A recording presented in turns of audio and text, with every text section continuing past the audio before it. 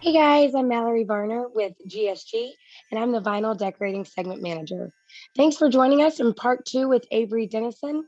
If you haven't watched the other part one or part three, definitely check those out.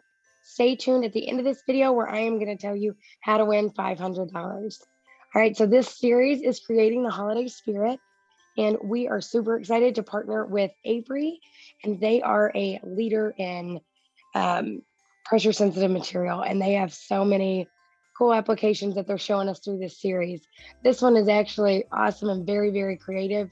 Makes me want to give my husband a honey-do list and get started on it. So let's check that out. And again, stay tuned at the end to find out how to win $500. Well, welcome to our second video. This is part two of some of our crafting video series. My name is Molly Waters. I'm Destiny Rotuno, and we're from Avery Dennison. And today we are going to be making a serving platter.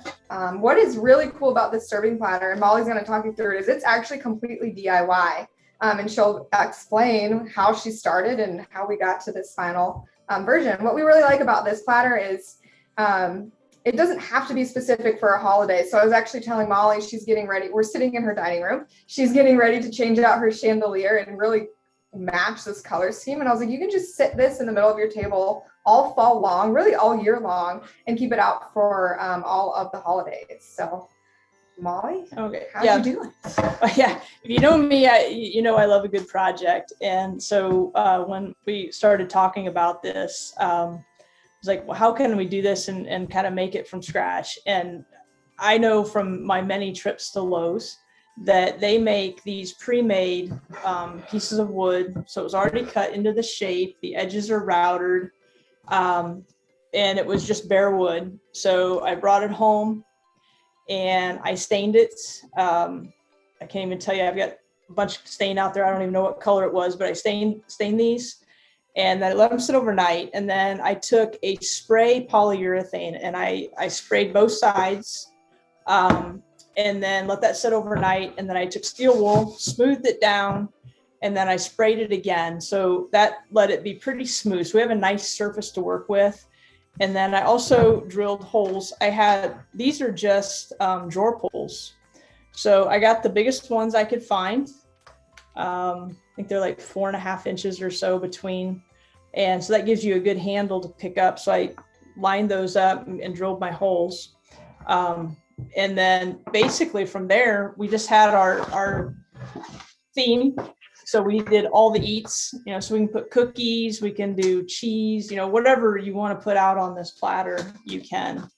So we pre-cut these, and then basically I've already put our pre-mask on here. And again, remember the trick, I will lay this face down and I'll peel it back like this on itself, and that will help that backer release well from the print for the graphic. So we've got this, and I'm just going to line this up by eye on where I want it. And then I'll take my squeegee. So you see I have, this is a red squeegee by Avery Dennison. I'm going to use the felt side of this so that I don't scratch my wood, my finished wood. I applied that on here, and you can see.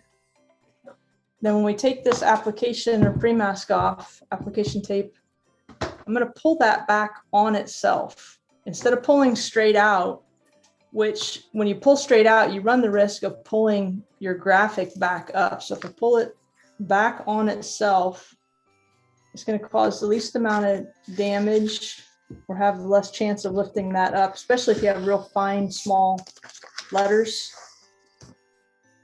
And then what I like to do after I do that is to take my squeegee again and I will push that back down. Make sure it's down there firmly. And you could actually use a hair dryer if you wanted. And I've heard there's foam rollers, or I've even heard of people using tennis balls because the tennis ball's soft.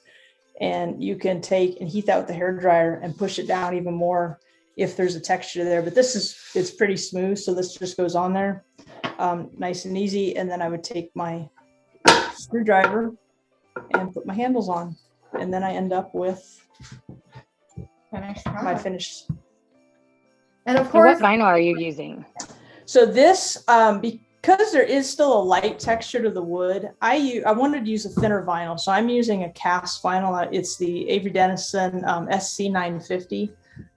So that has a permanent adhesive and it's going to stick pretty well to this. And you want to definitely make sure that you do put the polyurethane on this and not right on top of the stain, because the stains in the bare wood, the adhesives don't adhere quite as well. So you get that polyurethane on there and smooth it out. And then the permanent adhesive from the SC950 is going to adhere quite well to that.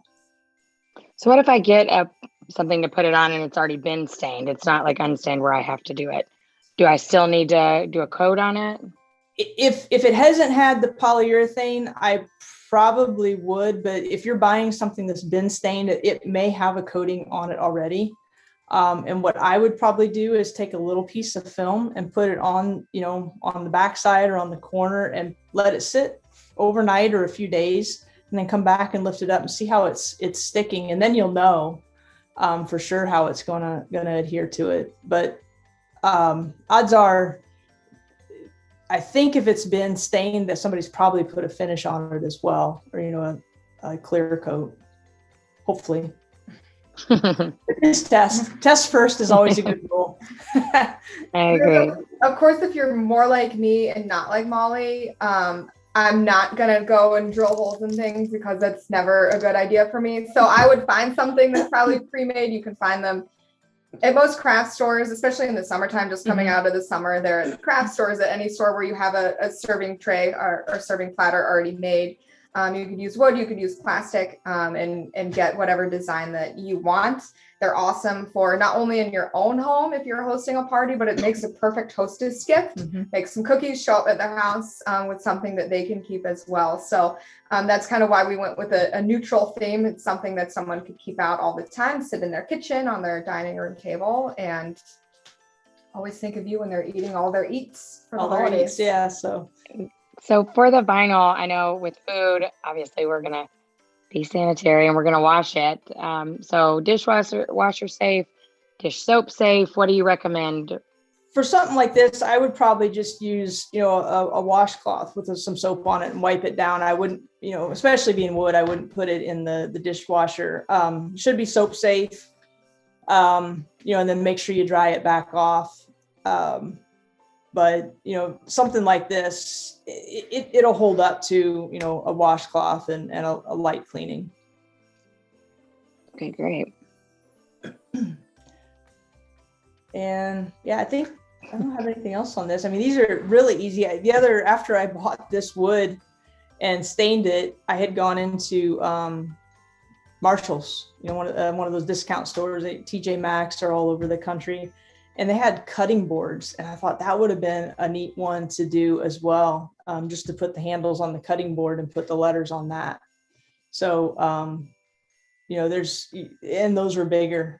So there's a lot of things that you can do. Like Destiny said, you can get pre-made ones. Of course, I always like to make something just a little bit, add my own flair to it. But, you're only limited by your imagination is kind of the way I look at this. I love it. Looks like my husband's gonna have some honeydew stuff. This is a big Christmas gift. I know Molly doesn't know I'm gonna sneak one of these out before my flight. I know. And one of these is gonna fit in our suitcase. Yes, so. absolutely.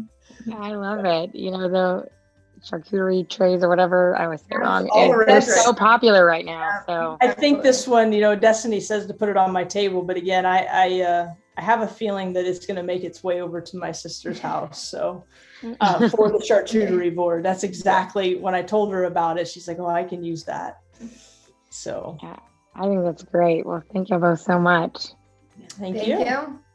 Thanks, ladies. That was awesome. I told you I absolutely love that craft, and Destiny, glad you're going to sneak that home with you. So, guys, definitely go check out Avery Dennison and start getting crafty for your chance to win 500. So, how do you win? You need to use their products, and you need to tag me either on Facebook or Instagram at GSG Vinyl Decorating, or email me at vinyldecorating@gogsg.com.